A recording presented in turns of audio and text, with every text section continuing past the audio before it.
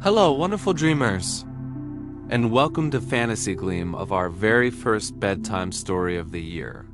Tonight, we begin a magical journey, 365 stories, one for every night.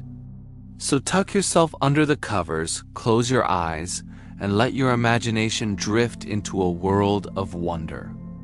Our story tonight is called A New Year's Party, and it begins with a little girl named Ella on the very first day of the year. It was the very first morning of the new year. The air outside was crisp and frosty, and the world seemed fresh and bright, as if everything had been dusted with magic overnight. Inside a cozy little house, a cheerful mother had an idea.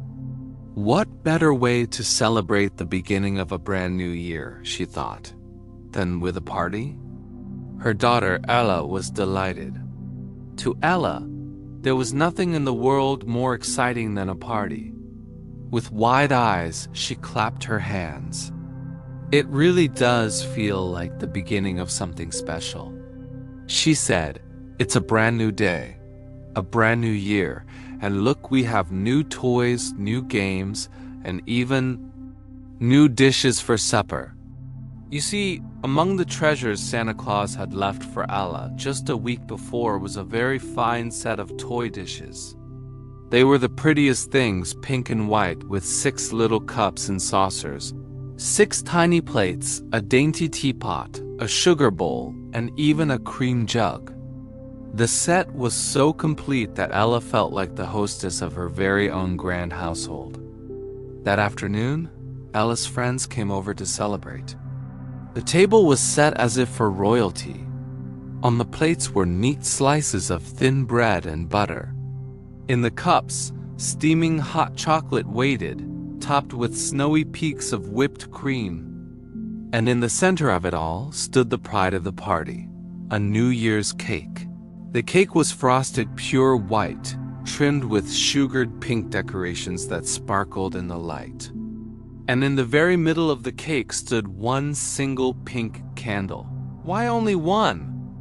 asked one of the children curiously. Ella's mother smiled. "Because today the year is only one day old. Instead of many candles from many years past, we will celebrate this year as something brand new, just a single day old, with its whole life ahead of it."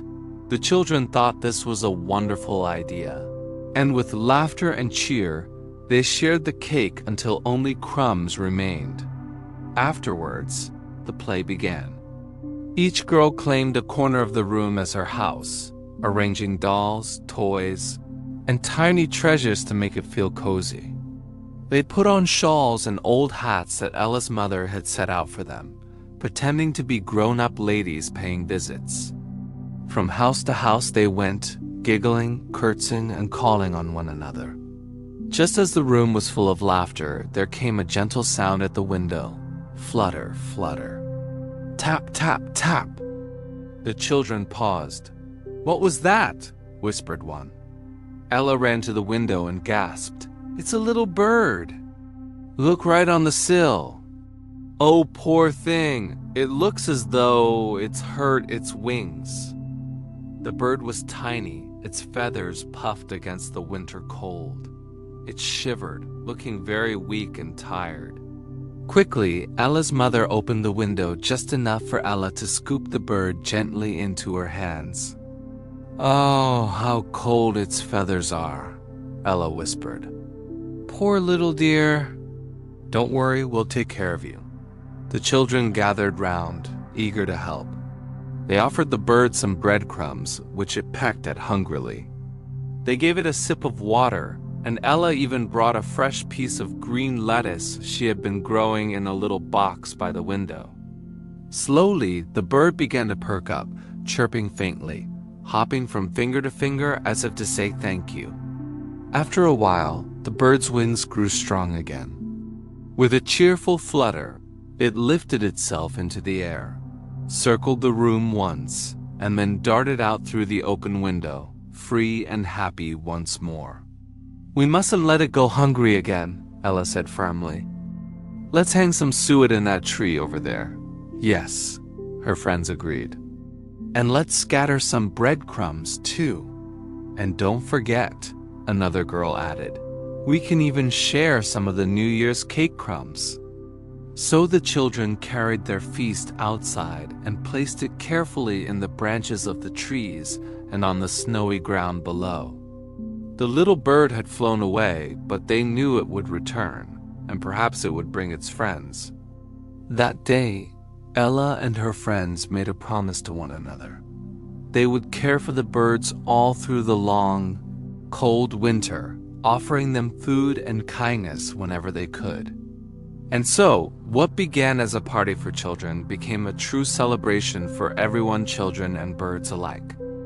It was a New Year's party filled not only with laughter, cake, and play, but also with kindness, generosity, and love. And that, dear friends, was the story of a New Year's party. Just like Ella and her friends, we too can begin each new year and each new day with kindness in our hearts. Even the smallest act of care, like feeding a hungry bird, can make the world a brighter, warmer place. Thank you for joining me for tonight's story. Close your eyes, drift into dreams. May your dreams be sweet, your heart be gentle, and your tomorrow filled with new beginnings. And tomorrow we'll have another bedtime story waiting just for you.